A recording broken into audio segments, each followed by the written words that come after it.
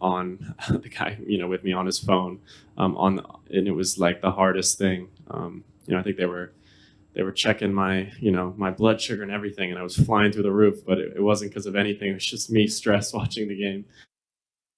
The Boston City Council is discussing local voting rights for Boston's 16 and 17-year-olds this week. An effort to establish early voting habits and give a voice to Boston's young adults. Boston City Council voted 9-4 in support of the proposal, granting only local voting rights to 16 and 17-year-old residents of the city. The proposal would mean that those who register at 16 or 17 would also be pre-registered to vote in both state and federal elections once they turn 18. The petition will now be sent to the Massachusetts legislature for approval. If the petition passes, it would then need approval from Mayor Michelle Wu and later state lawmakers. Up next, GMBU's Tegan Allen interviews the Director of Operations, Derek Howe, where he's going to review Boston's plan for everything they hope to accomplish.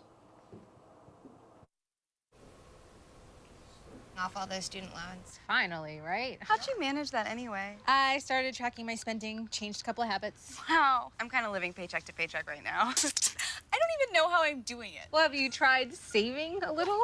I want to, but where's that money gonna come from? Bill collectors, they're the worst. Am I right? When it comes to financial stability, don't get left behind. Not home. Get tools and tips for saving at feedthepig.org.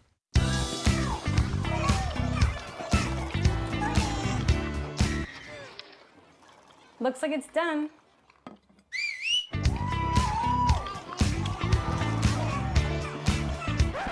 Don't let salmonella get funky with your chicken. On average, 1 in 6 Americans will get a foodborne illness this year. You can't see these microbes, but they might be there. So learn the right temperature to cook each type of meat. Keep your family safe at foodsafety.gov. There's one thing you can never have sex without. It's not something you buy. Or something you take. In fact, there's only one way to get it. It has to be given to you, freely. It's consent. Because sex without it isn't sex. It's rape. Consent. If you don't get it, you don't get it. It's on us to stop sexual assault. And take.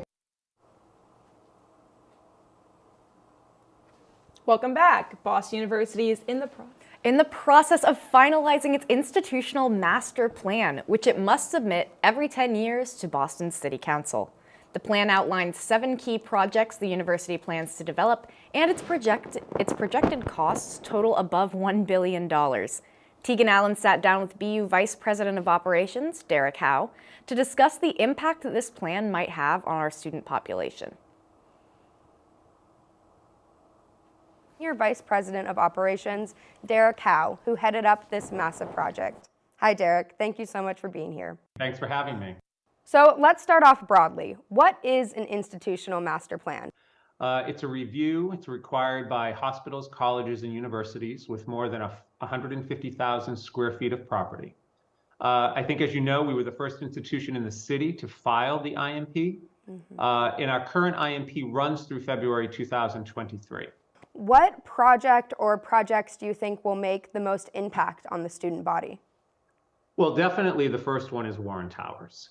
I mean, we're looking to do a full-scale renovation of Warren Towers. It's the largest dormitory on campus. The renovation is going to add air conditioning, which is badly needed for that building, as well as modernize many of the rooms and bathrooms. But I think the second one is also Mugar Memorial Library. In a similar vein, it was conducted in the mid-1960s. And we are looking to perform a total building complete rehab of that facility, as well as a lot of the programming as well. How will the impact being made make this costly and time-consuming endeavor worthwhile? These projects were selected after careful consideration and collaboration with both internal and external stakeholders.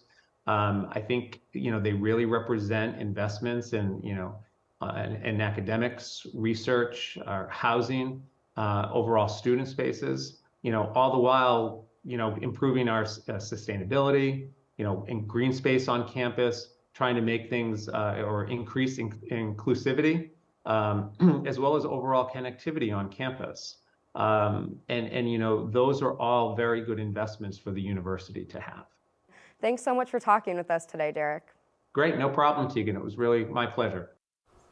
Sounds super exciting. Thanks so much, Tegan. We're going to toss into a break, and when we come back, we'll get our sports report. They told me a bottle couldn't dream.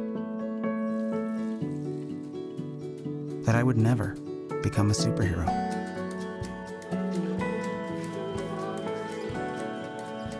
But I learned how to fly. Just to come back in a new disguise. And be the hero that I've always wanted to be.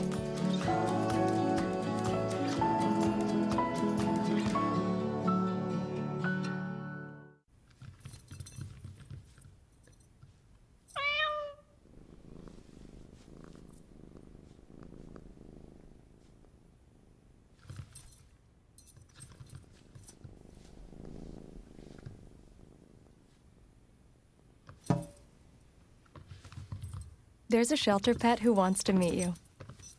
Meet one today. Visit theshelterpetproject.org. Adopt. Hey, you. Yeah, you. Getting that college education? What are you gonna do? Graduate and take some office job? Be like everybody else? Or will you dare do something different? Like be a teacher. You could be my teacher. You got the skills. The smarts? Yes, you. You could be the teacher I never forget. That'd be cool. Does that corporate job even have recess? What are you gonna make of yourself? What are you gonna make of me?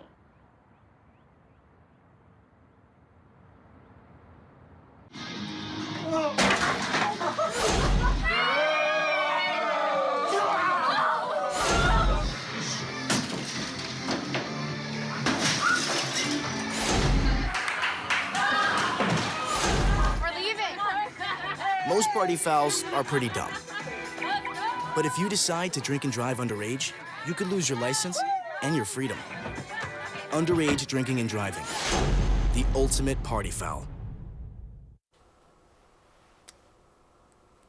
We're heading into the home stretch of the semester, and BU's athletic teams are hitting their stride.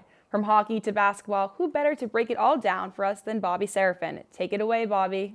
Thanks, Sydney. As Thanksgiving approaches, every Boston University student can be thankful for their winter sports teams, who will continue to provide nonstop action for the next several months. Let's start with men's hockey, who continued a positive trend over recent years, walloping UMass Amherst. The two-game demolition of the Minutemen was the Terriers' first weekend sweep of the season. BU outscored UMass 12-3 over the two games, with freshman center Ryan Green leading the way with 3 goals and 6 points total. 14 different Terriers tallied a point this weekend, with Drew Comesso supporting the skaters with stellar play in net. The Beanpot semifinal preview is up next for BU as they play a home-and-home against rival Northeastern, who currently sits 7 spots behind the Terriers in the most recent NCAA rankings. 12 goals is a lot for 2 hockey games, but how about over 100 points in a single basketball game? Well, that's just what the BU men's team did yesterday in a 102-66 win over Hartford. It was a night to remember for junior forward Anthony Morales, who set a new career high with 19 points off the bench. Last night was also just the second time in Coach Joe Jones' tenure where his team has gone into triple digits. The Terriers were able to find scoring from every part of the lineup, with BU now sitting with an impressive 4-1 record thanks to their fantastic depth. However, BU's resilience will be tested early in their season as the Terriers begin a 7-game road trip this Sunday, starting when they take on New Hampshire Wildcats. Tip-off is set for 1 p.m. at Lundholm Gym. While BU has gotten solid production from many members of their rotation, GMBU's Addison Cummings takes a closer look at the not-so-new leader of this Terrier squad who, just like the team, has gotten off to a hot start.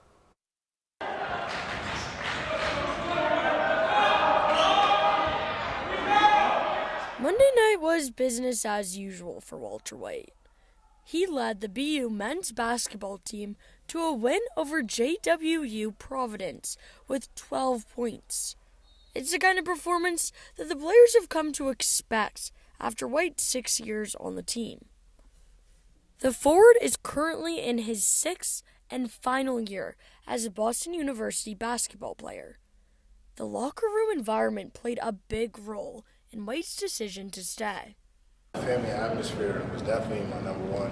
Just being around this group of guys, it feels like home. White's been a vital member of the program since he started in 2017, playing nearly 25 minutes a game and earning a spot on the Patriot League's all-rookie team. In 2020, White and the Terriers forged their way to the university's first ever Patriot League tournament title. Unfortunately, this moment of elation was short-lived, as COVID-19 caused the cancellation of the NCAA's March Madness. We missed out on the perks of March Madness, so there's still a little burning fire in there that we want to get back and prove that we're still good enough to get back on that stage. White's been a standout performer since he arrived at ComAv in 2017. Coach Joe Jones says both his athleticism and skill make White unique. Like, he's a high major athlete. It's hard to get those guys here, you know. And now he's become, an outstanding jump shooter. So he's a guy that has great size and athleticism that can really shoot the ball. With his sixth season underway, White has taken his team to the next level, leading the team in points and rebounds. BU basketball, we play tough, we play hard, we play on both sides of the ball. We score the ball and we defend at a high level, and that's kind of how I want to carry on this legacy and this culture. I'm Addison Cummings for Good Morning BU, reporting live to you from Case Gym. Thanks, Addison, and thanks again to Bobby with sports. Coming up next, we're going to Chloe Adams with your Terrier Trend Report. You think getting dumped by text is harsh? Try getting dumped by a tennis ball. My ex-owner drove me out to the woods, yelled fetch, and by the time I brought the ball back, he was gone. Yeah, I was pissed. But the folks at the shelter helped me let go of my anger. I learned coping skills, like taking it to the hole. Boom! Now I'm ready to fetch again. But how about I throw and you run and get it?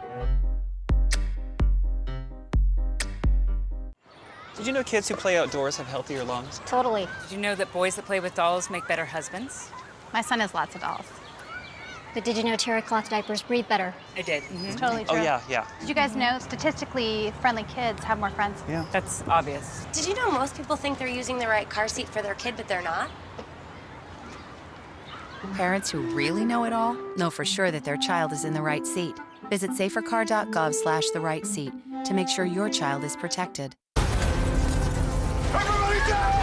The earthquakes you see in movies are one thing, but real life is a completely different animal. Just because you can't predict an earthquake doesn't mean that you can't prepare for one. In the event of a real earthquake, you should drop, cover, and hold on. Visit ready.gov/earth. Welcome back. Santa Claus is coming to town, and so is BU TV 10's entertainment correspondent, Chloe Adams. Chloe, what should we get up to this weekend? This city has been full of energy lately, and you could feel it all on display as Boston Commons celebrated its 81st annual tree lighting that happened just yesterday. The event featured giveaways and entertainment from singers and groups such as the Sons of Dip, who is actually a quartet that came together right here at Boston University, and they went on to become America's Got Talent finalists. This is also the 51st year that Nova Scotia donated a tree to Boston to show gratitude for helping after the 1917 Halifax explosion.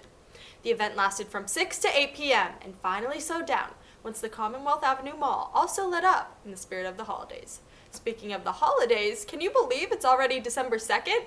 This season, if you're looking for something festive but relaxing to do before heading into finals, why not see a show?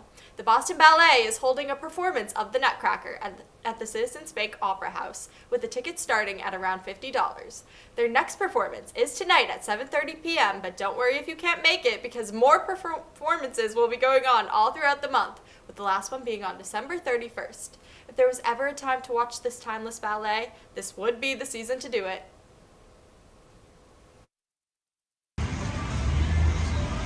Skincare soap, lanterns, and home decor are just a few of the many products that vendors are selling at the Seaport Holiday Market. Sydney Ortega says for the first time at the holiday market, her store, Simply Placed, fills up with people on the weekends. I opened our brick and mortar about 1.5 years ago, and we just wanted to pop up and bring our store to the Seaport. Olivia Sierra is a first-time shopper. I love all the options to pick multiple vendors for all my gift giving. Yashir Danielson of Beautiful Amore Skincare says they come every year and notice more people this year compared to last year. More traffic, definitely. I've heard people from as far as Canada come to the Seaport Market, which is amazing. a lot more variety in vendors. Other vendors also say their business is booming this year. A lot of her clientele from New York City sometimes travel here just to get to see her new illustrations. And Snowport has been a big boom this year. It was half the size last year, and now that it's grown to double the size, we're seeing even more customers. The Boston Holiday Market has over 120 vendors for people to shop with, and over 76% are women-owned. Reporting for BUTV, I'm Kiara Smith. Thanks so much for that, Kiara. And thanks again to Chloe Adams for this week's Terrier Trend Report. That'll do it for us this semester. Good morning, BU. We're wrapping up to get ready for our finals season, but we want to thank you so much for tuning in with us this semester. You can catch us back here on BUTV 10 in the new year. On behalf of all of us here at GMBU, we wish you a happy and safe holiday season. I'm Sydney Toff. And I'm Alex Dowd. Stay safe and have a great day.